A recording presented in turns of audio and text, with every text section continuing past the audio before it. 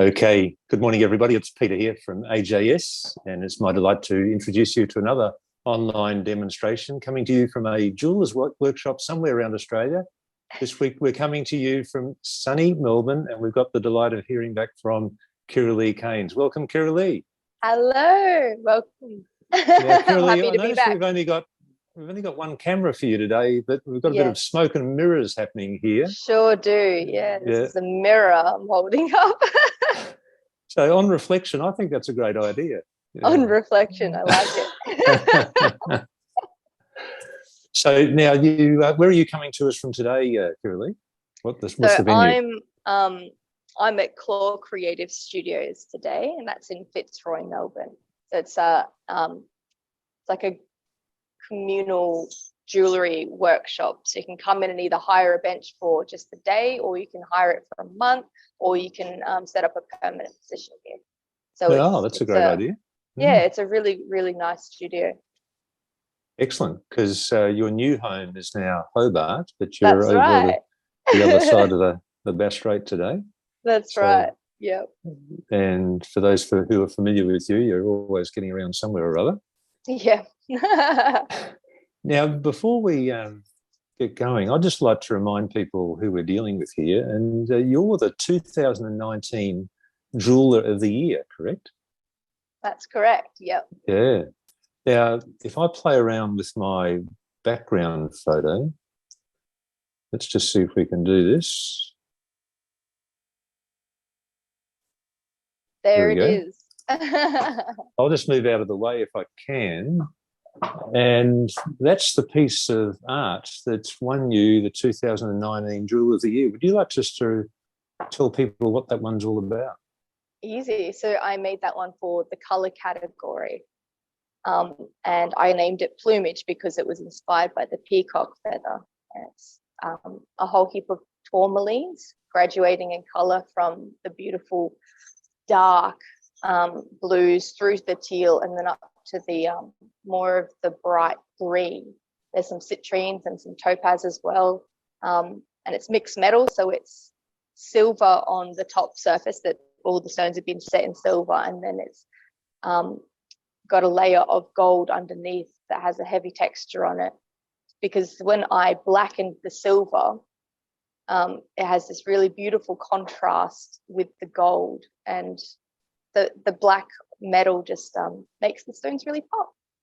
Yeah. And I guess the judges really liked what they were seeing. Maybe it's more so with the design. Since I've actually judged the most recent JAA awards, so I was one of the judges. I think it was about 3 weeks ago. Oh. And now I have a much better idea of what they're looking for. And so now I have a much better idea of why I won, which is because it was the interesting design, not so much about the colours. The colours definitely worked and helped it, but it was because it was a different idea of how to make a ring. So I feel quite chuffed that I won now, seeing how strict it is. Yeah, not knowing the rules. Yeah, well done. And I think people will agree with me. It is an amazing piece of art. It just gets you from the moment you look at it. So give Kirra-lea a shout out in the comments if you feel like it, ladies and gents. Thank you very much. Yeah, and Belle has already done that. She's given a shout and a smile. Oh. Okay, so now I'll just switch my backgrounds again. Just bear with me. Okay, now I've got rocks in my head. And today we're continuing our journey in sand casting, and it's about casting bangles with cast-in-place faceted stones. So do you want to tell everyone what that's about, Kirra-lea? Easy. All right. So you've got a bangle, you want to cast it, okay? It's just like a giant ring, like 5 times, 10 times the size of a ring, which means that you need a flask that's really, really big. So I'm going to remove this mirror now so that you can see what's actually underneath. And so you have your bangles, which are essentially a giant ring.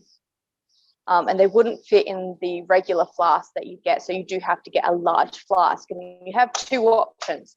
You have the horizontal orientation flask, which is casting through the sand part. So you'd place your piece in there, and you'd have to sprue it in 4 or 3 places for that to cast in a horizontal orientation. And that's that big horizontal flask there. Or you have the option of using a giant vertical flask, which is my preferred favorite, because you'd lay your bangle in there, you'd be pouring the metal through this top part here, through the side of the flask, and you just need 1 sprue. Every now and then, depending on the type of bangle you're casting, you might have to do a bit of a peace sign on the inside. So you'd have to have 1 sprue coming to the top here, and then you might have to create an extra sprue that leaves the middle, splits, and connects on the inside, so that you do get a full casting. Depending on the bangle. There's something like this, you'd be fine with just a single sprue. But if I was doing it in the horizontal flask, I would have to have 3 or 4 sprues, just because that's the nature of the metal and how viscous it is. It can only do so much, so we do need to help it. And gravity is a fantastic helper, which is why the vertical flask is usually a lot better. So if you get your hands on one of those, it is more beneficial. It's a lot less work. Alrighty. And I'll be showing you guys how to cast in place with stones as well, because why not have some stones in a bangle? Using a really giant flask like we're doing today, we need a lot of clay. So I don't know if everybody's like me, but I tend to name some of my favorite tools. So this is Big Boy Flask, and this is Big Bertha. We've got Bertha and Big Boy. So I'm going to start out on showing you how to use Big Bertha, because I think, even though it's not my preferred option for flask for casting, it might be your only option perhaps, and you still really need to cast the bangle and you can't wait to get that vertical flask. So I'll run through how to do it with the multiple sprues. So this giant flask is just like your regular little Delft clay flask. It's just big. So still you've got the male half with the exposed lip, and you have the female half with the recessed lip. So you still start with male half first, lip down, pack it from behind. Use your fingers to pack that first layer of clay in so it's nice and tight and smooth. And then you can just put big old handfuls in and get your hammer and compress that.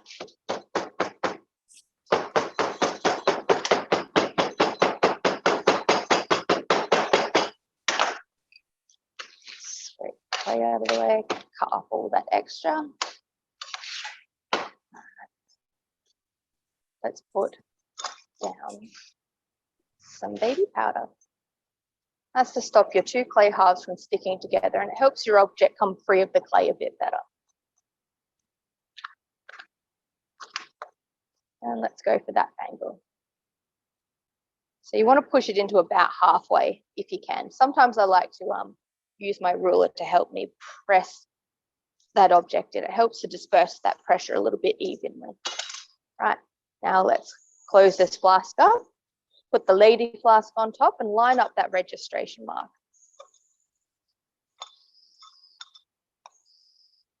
There we go.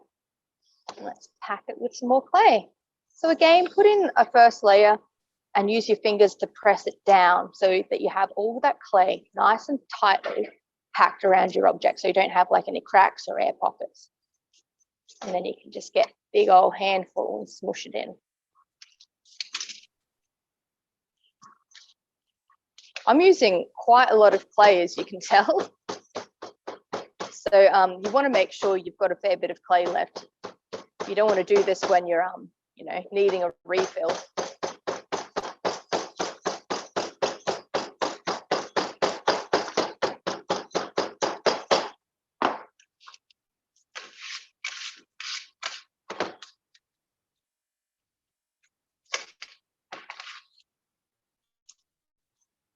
All right, let's open that up. So again, you don't want to screw it open. You want to pull it apart nice and evenly. Okay. So this bangle is a little bit thinner than I'd like it to be. So I am going to press it deeper into this other half so that I have a thicker version. So instead of it being about 2 mil deep, I want it to be wide. I want it to be maybe 3. So I'm just going to press it deeper into this side of the flask so that I have a deeper impression, which means I'm going to have a thicker bangle. Cool. Now, Kirra-lea, you're wearing a few bangles there at the minute. I am. And did you create all of those? I did. Yeah. Take some of these off. So this is kind of what we're going to be doing today. We'll be putting just a few stones in the side of the bangle. So it's quite important to think about where you're going to place your stones. It's not advised to place them along the top part here, because that's the part that's going to get banged on absolutely everything, and you will smash your stones. But if you have your stones on the side of the bangle, they're not going to be coming into contact with hard things all the time. They're actually quite safe. So you do want to try and place your stones on the side of the bangle rather than on top. But that just makes it really easy in the making of it. So that's a good thing. Makes it much easier. All right, so right at this point, I need to not place stones yet. I need to curb my enthusiasm. I need to finish making the mold. I need to place the sprues. So we have to have multiple sprues, but we're going to have one funnel. So I've got my my straw, and I'm going to be cutting out sprues in about 4 locations, and they're going to be on an angle. So I'm going to be coming down on an angle, aiming to meet in one spot in the middle here, so that I can have one funnel.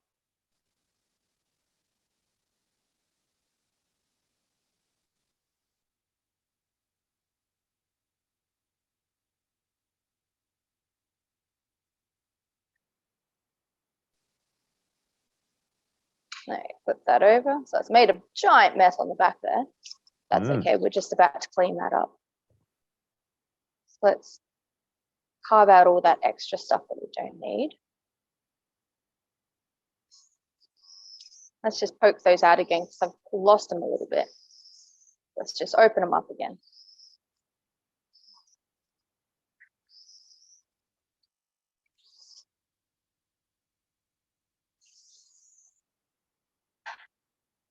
All right, there they are, nice and visible now. Let's get my favorite, the back of the paintbrush.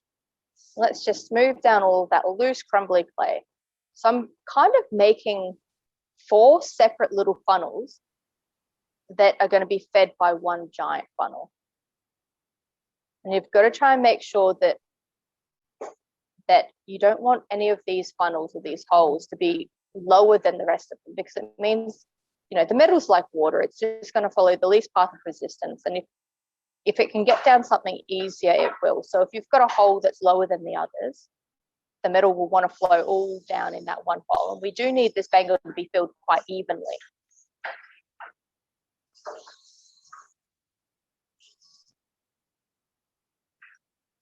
So I want to be able to pour my metal right there in that middle part, and I want the metal to split evenly in 4 directions. Just smoothing down all of that loose clay. So we don't want loose clay traveling into the bangle with our metal and causing porosity or nasty caverns. Let's clean up these holes. They're a little bit daggedy.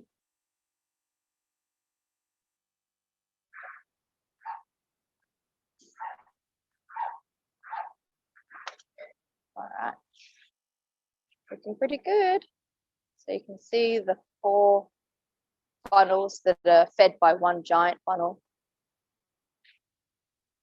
Now let's tidy up this side, because even though we can't really see it, we have probably distorted that design a little bit. So let's just crisp it up, put our bangle back in there and just give it a little bit of a push to crisp up that impression.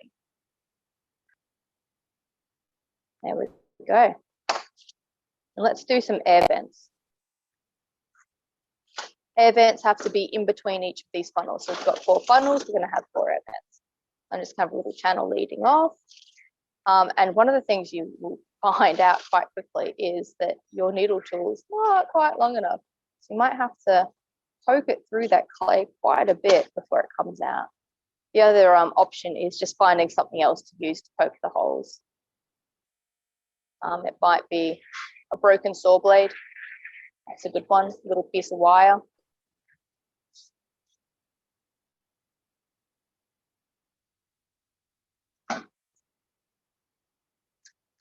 But just for this, I'm going to be still using the needle tool. I'm just going to be pushing it in a lot deeper so that that needle can actually poke out the top of that flask to freedom. I'm worried I disturbed all of that again, so I'm just going to pop that bangle back in. There we go. All right, so that's all my funnels, all my air vents done. I can set that aside if I want and focus on placing stones. I think I want to place stones on both sides of my bangle, but I'll start off by putting them on this side. So my stones, I have, where are my tweezers? Let me go grab some tweezers, I apologize. Sure. Just while you're doing that, I'll give a shout out to Robert. Good to see you back, Robert.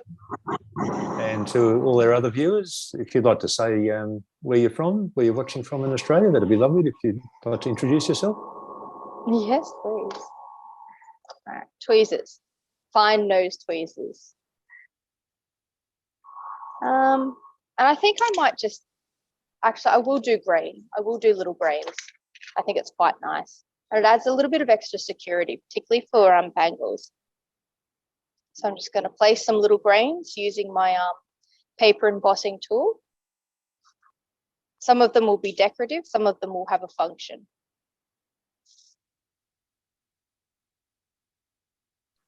So I'll just do a bunch of them.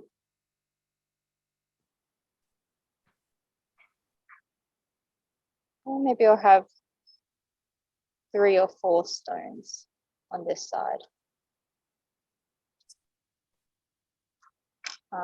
And your paper embossing tools usually come with a variety of different size balls. So you can play around with the different sizes.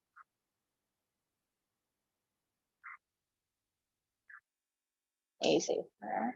And I'll do a few on the other side here. Because let's not forget that we're going to be able to see this bangle on both sides. So we're going to make this side just as fun as the other side.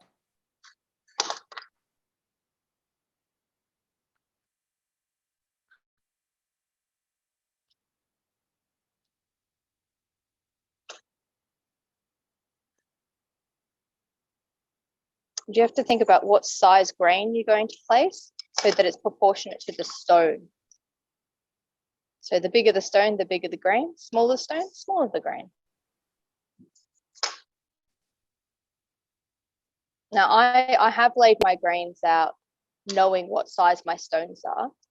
If you don't know what size your stones are, I do suggest laying your stone in your mold first, placing your grains, and then adhering it with the pawpaw ointment. Doesn't have to be pawpaw, it could be any sort of Vaseline style goop.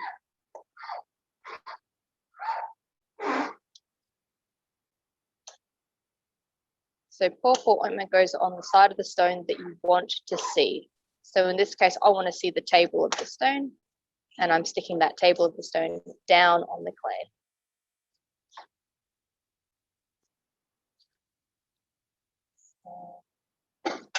Got to try and keep your tweezers clean as well. I like to just rub them on my my clothing to get any rogue pawpaw ointment off them.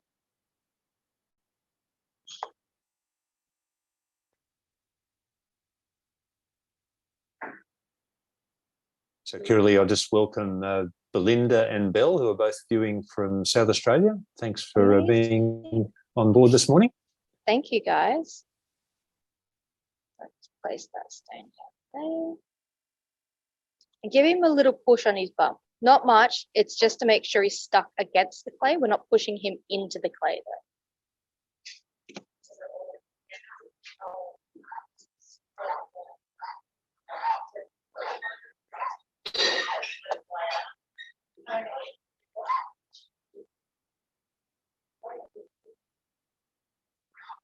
So again, putting a little bit of pawpaw ointment on the table of that stone and placing that table down on the sand and giving it a little push on the bum of the stone to make sure it is in contact with the clay, but that's it.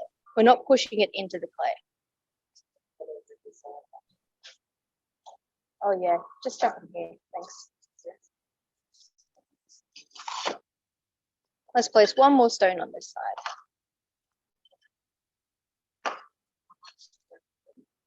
There we go.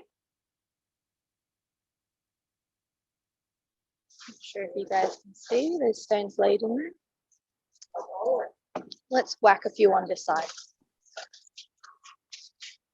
I'll try and do it real quick. Are there any questions I can answer while I'm doing this, Peter? Yeah, if anyone would like to offer any questions for Kirra-lea, that'd be great. Easy. I won't do too many, just a few.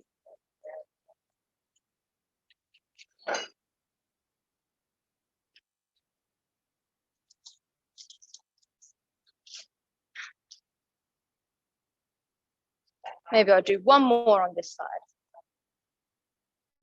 And then we close it up and cast, just like that. That's what we're looking forward to. That's right. Yeah, and as you can imagine, bangles need a lot more metal than rings do. And if you have a lot more metal, you need a bigger crucible as well.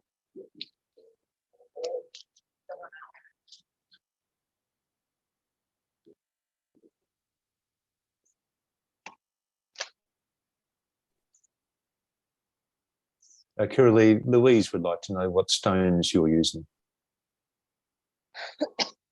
I am using Australian sapphires. Sorry, I'm just going to put a mask on. Oh, thank you.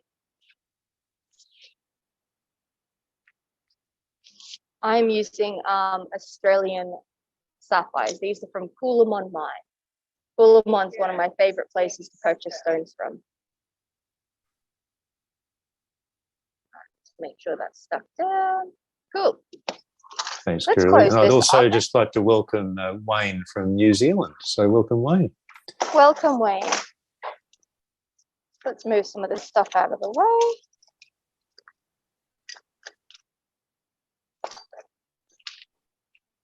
Close this up, lining up that registration mark.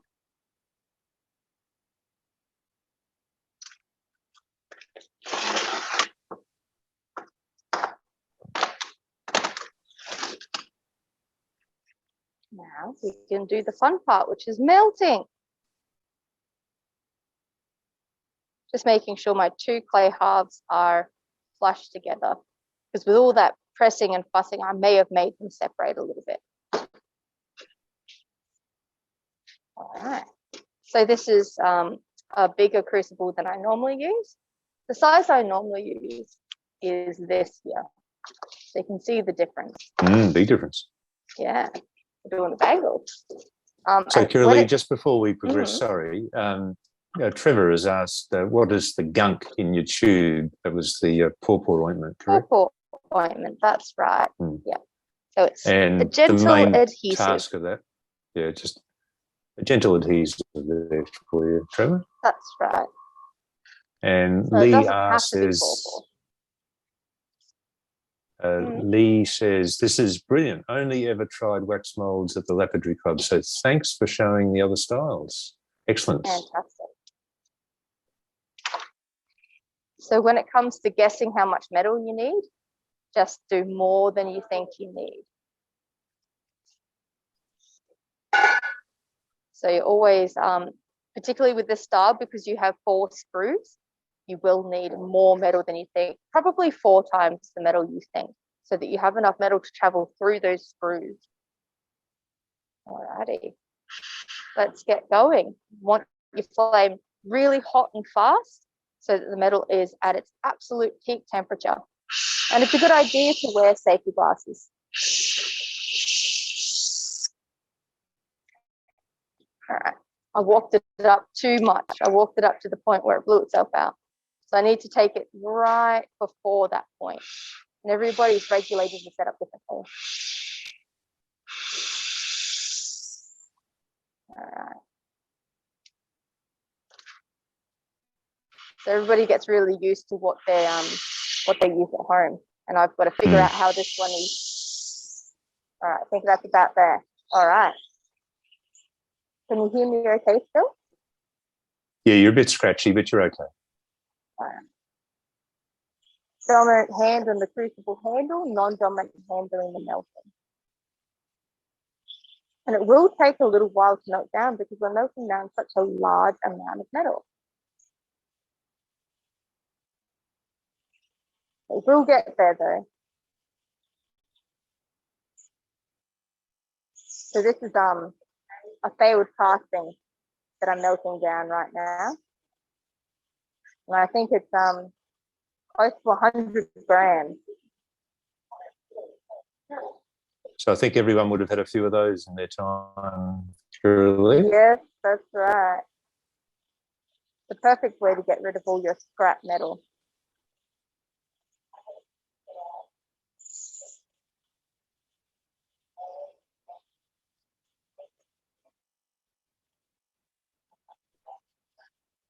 It's not taking too long to melt down.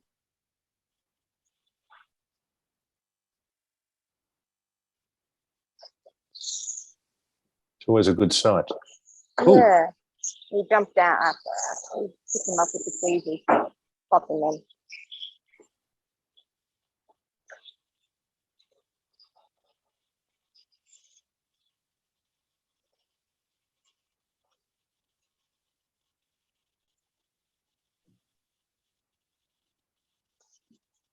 So I'm almost thinking I might not have enough metal still. No. Oh. Have you got any more on standby? Yeah, I do, but I don't know. We can pass this anyway, see what happens. Okay. I'm not too fussed if it doesn't pass fully.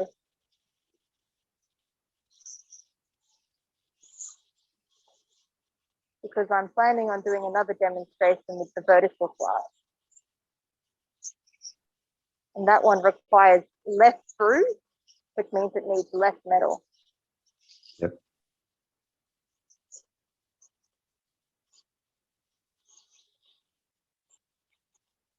So it's got a bit of crap on top of this one, probably because the crucible hasn't been seasoned properly. There's not as much borax in it. Oh, okay. That's okay. Oh, geez. Knocking it over. Not really paying attention, am I? Looking for some borax. That's okay, it'll be fine.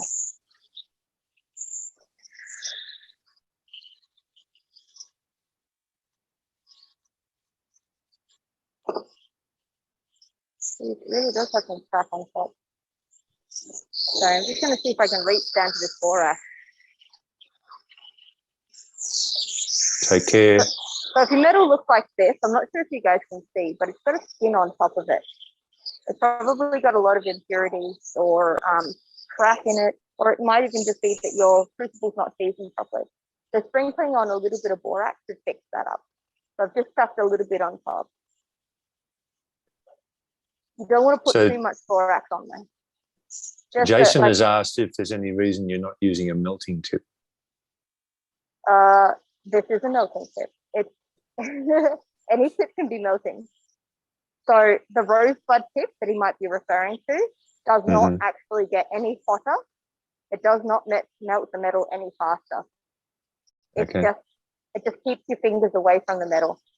Your hand is just a little bit further away from the metal, and maybe that's some people's appeal. Right. So with the rosebud tip, it has 6 holes in it, and you're imagining all of the same amount of force is divided out of 6 holes. So that doesn't actually make it a faster, hotter flame.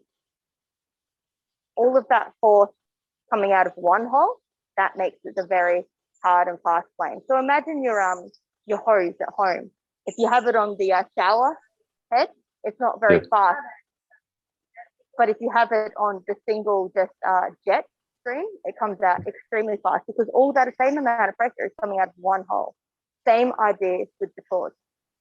So I don't know if you guys can tell, but that metal looks a lot better now. So just adding that borax in there is cleaned up. So it's beautiful. Got a beautiful mirror finished surface, like really shiny, looks like mercury. Yeah, I'm happy with that. Let's bring it over here, and I'm going to dump it down the hole really quickly. I'm aiming for the center of those 4 holes. There we go.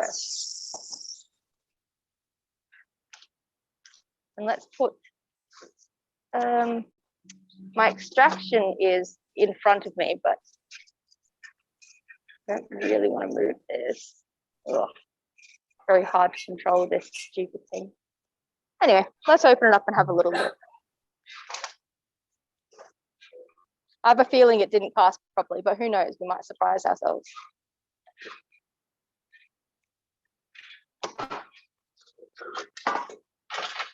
Well, we had the mirrors before. Now here's the smoke. So yeah, smoke and mirrors. That's right. What do you know? It worked. Sorry, guys. I forgot to take the fire, the smoke detector out. All right, let me go grab that smoke detector. I'll be back in a moment. Sure.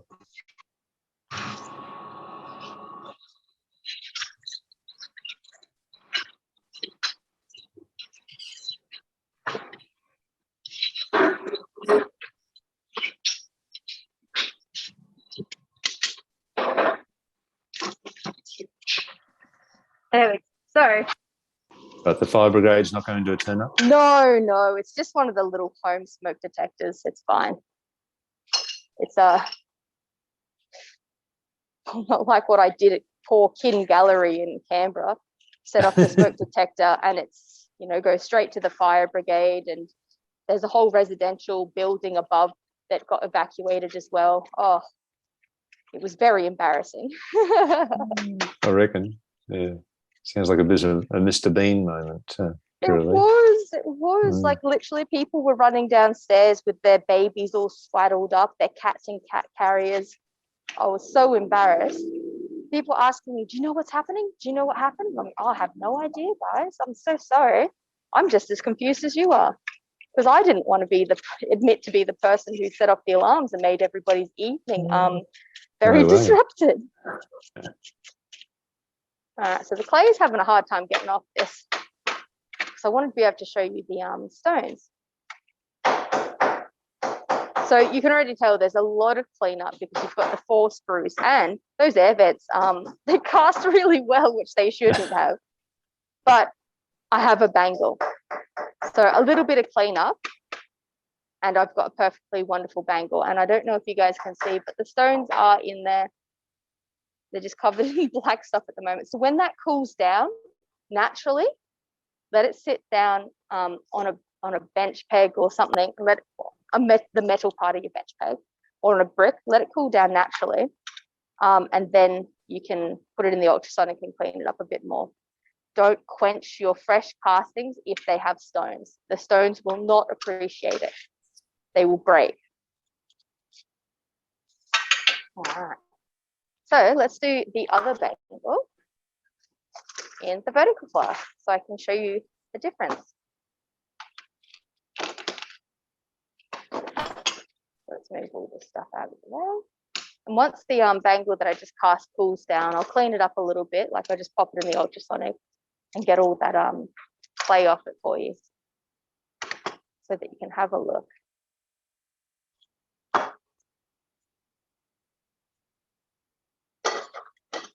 Alrighty. So here we go, big boy's turn.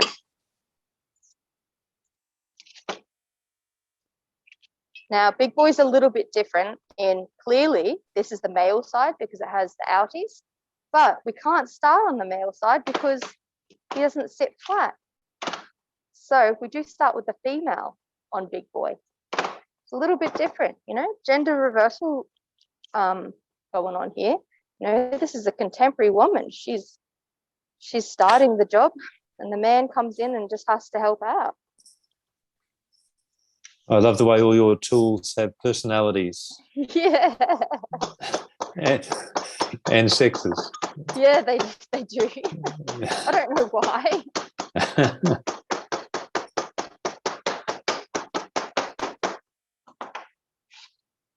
Okay, let's scrape off this extra clay.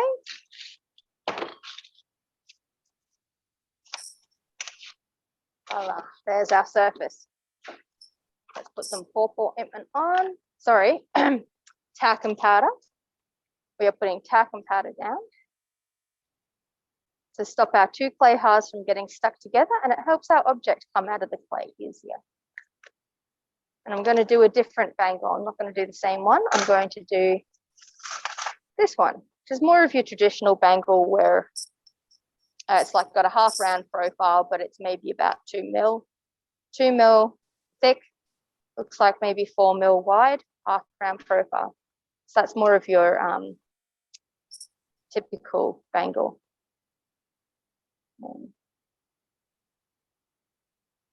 I've just overloaded it a little bit to make it fit, because it didn't fit being a full circle. So I can cast it in this slight ovaloid shape. And then once it's cast and I've cleaned it up, I'll put it on the mandrel, the round bangle mandrel, and I'll bang it out round again. There's a good trick for you. Yeah. Just make it fit. It's all good. I'm pressing that into about halfway. And now I'm going to chuck the boy on top, because he's got all the outies, and the outies fit in the innies. There we go. And let's put some loose crumbly clay in first. Press down with your fingers to make sure that all that clay is tightly packed around your object. And then you can put the big handfuls in, and then you can compress it with the hammer.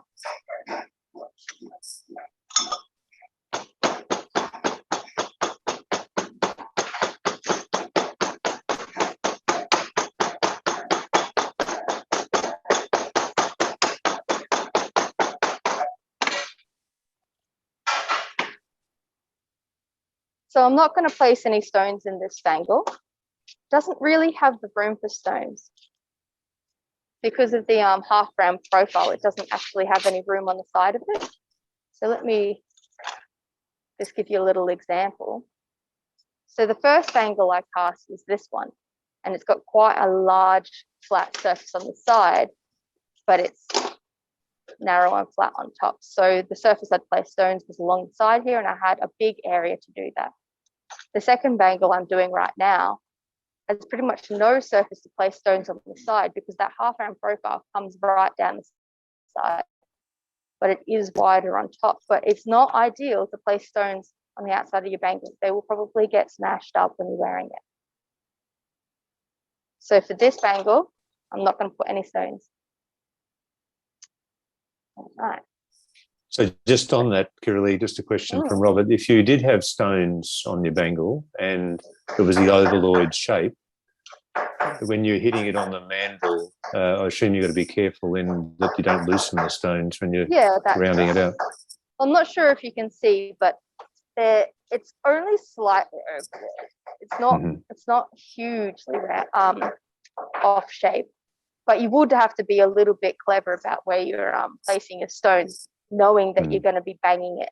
So these parts here are the parts that have to change shape quite a lot. These parts here don't have to change shape very much.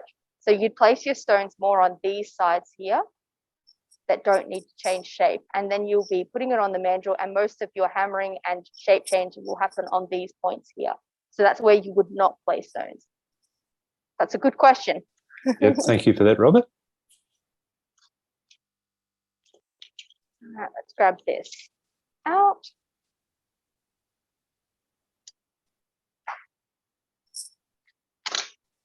All right. Now, sprue holes and funnels for this one. I just like to use the back of my paintbrush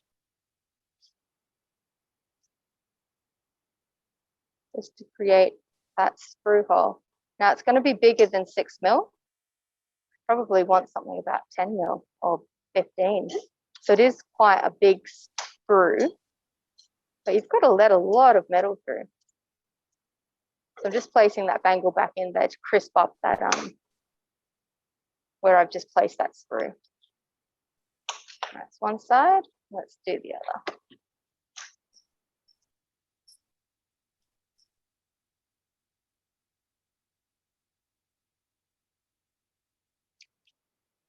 There we go. And when it comes to the air vent, we're just going to have one air vent. We right down the bottom of this bangle, because we want to encourage that metal to come all the way down and crash and meet right here. So let's just do a little channel and one air vent leading out. And I still like to open up that air vent with its own little funnel to make sure it is open.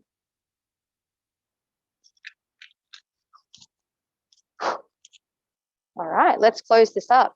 Whoops, Oh, the clay fell out. You know what that happens? Because I didn't compact it properly. I'm being a bit gentle because this table sort of wobbles when I'm hitting clay against it, when I'm hitting the hammer. But that's okay. It just slid back in. It's fine.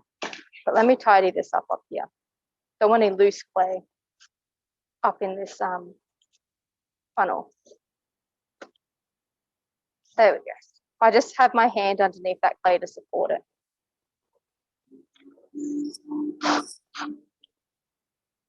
So the other thing I noticed was when it fell out, then it did crack the clay on the longer side here a little bit. So I'm just going to press that down with my paper embossing tool. So it works as a fantastic little eraser.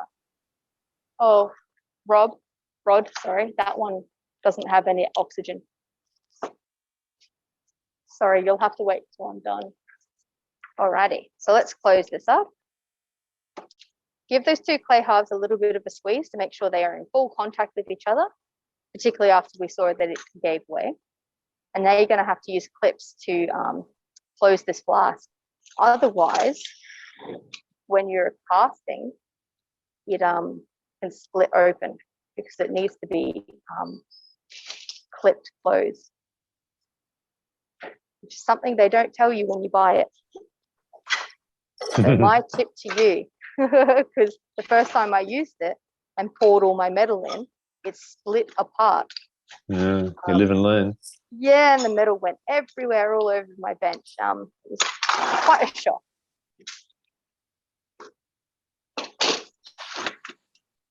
Okay. Metal. Let's begin melting.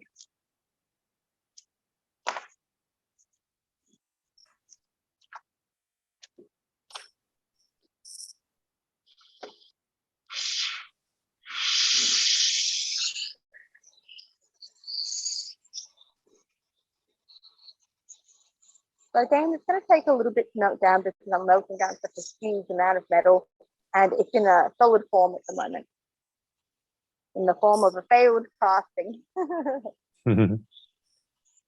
But do we have any questions while I'm melting this down?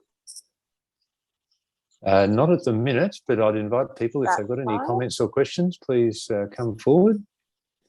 I'll just talk about the flame a little bit. So I like to use the size 7 tip, which is the largest tip you can get for the little Smith torch.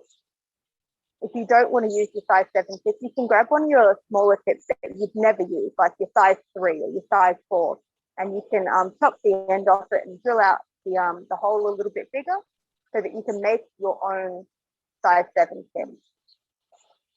That way you keep your size 7 intact and you can just make a melting tip, I guess. The hottest part of the flame is 2 centimeters away from the bright blue part. The bright blue part is not actually the hottest part of the LPG gas flame. Other gases, that is the case, but not with LPG. So I am using LPG and oxygen. It's the only way to get a hot enough flame to do casting, particularly casting a bangle where there's lots of metal.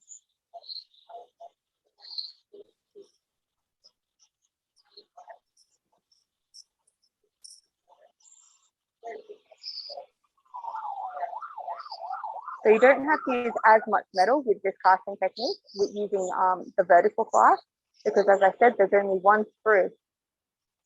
So you don't need to have 4 times the metal so that each of the sprues is filled. But again, it's always a good idea to have more metal.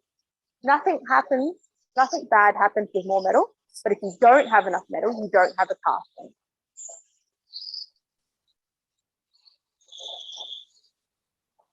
That metal's nice and molten now. Got a pretty good surface on it. Let's just dip it down.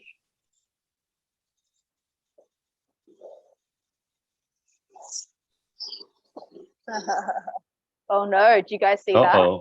We did. Yeah. So I should have really remade that mold to avoid this situation. But, you know, demonstration, time restrictions, you know, all those pressures, I left it. Well, you've saved someone else making the same mistake, Kirra-lea. That's right. Yeah.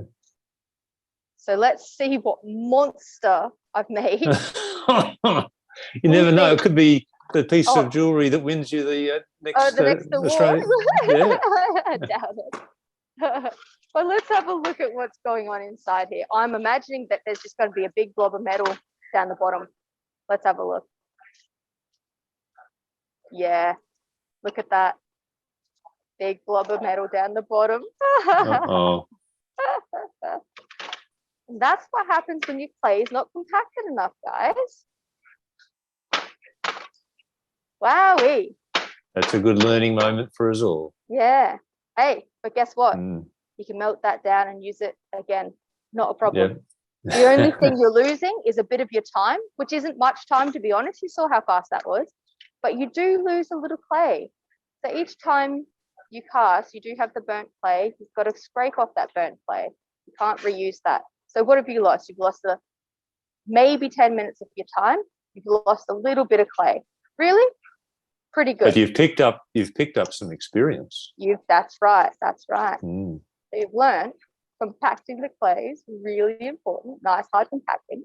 If for some reason the clay falls out, don't pursue it. Don't persist. Just make it again. Otherwise, this will happen. I was really hoping it wasn't going to, but oh well. It was more about showing you guys how to make the mold, less about the final outcome anyway. Yeah, we can visualize that. Yeah, but how about I quickly clean off this other piece? I might just use my paintbrush to dust off all that. Actually, I might grab something a bit harder than paintbrush. My brass brush. So I'll scrape all that burnt clay off so you guys have a better look. So I should have pushed the clay a little bit closer together. It was a bit gappy, so I've got quite a large line of parting, which just means extra cleanup. I'm not too fussed, to be honest, because I know that I've got a bangle to clean up, which is better than no bangle, which is what I got with my second casting.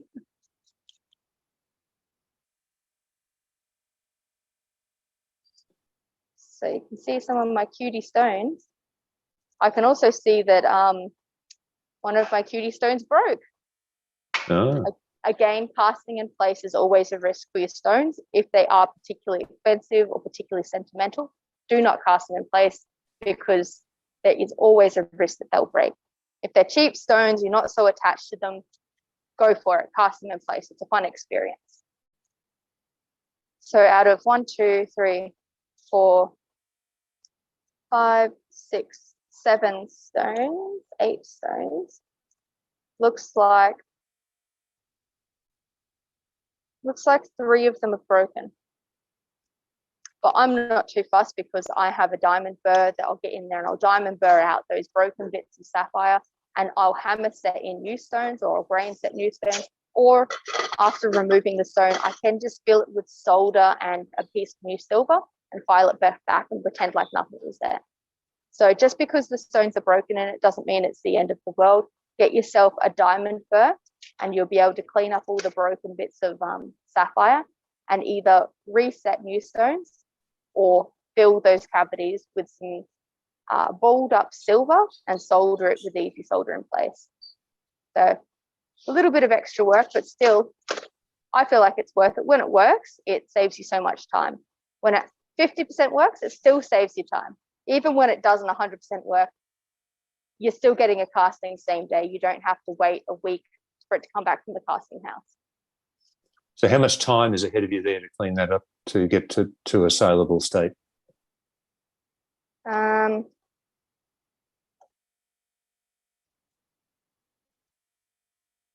Maybe up to 2 hours, depending on how long it takes me to burr out the stones and if I decide to set new stones in or just solder. Because if I do the soldering option, there is extra cleanup and there is a bit of extra time with letting the piece cool down naturally before I put it in the pickle for it to sit in the pickle and clean up. So if I'm deciding to fill it with metal, it will take longer to clean up. If I was to set it with stones, it's a lot faster. So if you do get to doing that cleanup and finishing that off, Kirra-lea, it'd be great to see a picture of it. But I could absolutely if you do don't that get to that, that's fine. I can absolutely do that. I won't be doing it with the other piece, the Bangles piece. I'll just be knocking that down. Sorry, guys. Yeah, it hasn't been a particularly successful. I mean, yeah, I've got a bangle, but it's a lot more cleanup than I promised you guys. Sorry. Yeah. But anyway, hopefully this is entertaining at the very least. It is. It is always good to have you there, Kirra-lea. And I'll just invite any questions just as we're wrapping up, or comments. People were feeling for you. Trevor said, "Oh dear." Good. Robert said, "At least no stones were harmed in that production." Oh, I think he was talking about the one where you did not use stones. Oh, okay. Yeah. And Lee said, Murphy's Law. Belinda would love a tutorial of cleanup. So yes, I have heard that a lot. Yeah. Yeah. I'll have to do that. I just felt like the cleanup stage is the really boring part, and I feel like everybody, I don't know. I figured everybody just sort of vaguely has their own idea of how to do it based on their own practice at home. Yeah, I suppose you should never take anything for granted, and there's always little tips and tricks to learn. That's right. Maybe I do something a little bit different that might make someone's life easier. Absolutely. Yep. Okay. Yeah, thank you for that question and comment there, Belinda. We'll certainly take that on board. Thank you. Well, that could be one of our future classes. Maybe I should leave this until for the next demo. Maybe that's what I should do, clean up this bangle next demo. Okay, it's a date. Belinda, next year. You did it. We'll be cleaning up this piece with Kirra-lea, so we expect you to come on board. Just remind us of your presence and your comment on that occasion. That'll be great. And Kirra-lea, we might wrap it up there. But have you got your mirror handy? Oh, let me grab my mirror. Yeah. So you guys can see my smiling face with my mask on. On reflection, that's a great idea. Yeah. So, yeah, great to have you on board once again, Kirra-lea. You've been a great presenter through the year, and we'll look forward to seeing you with that cleanup piece next year. Absolutely. And stay tuned for a date to be announced, everybody. Yes, thank you very much for having me again. A pleasure. And we'll see you next time. Thanks, everybody. Fantastic. Thank you. Merry Christmas. Happy New Year.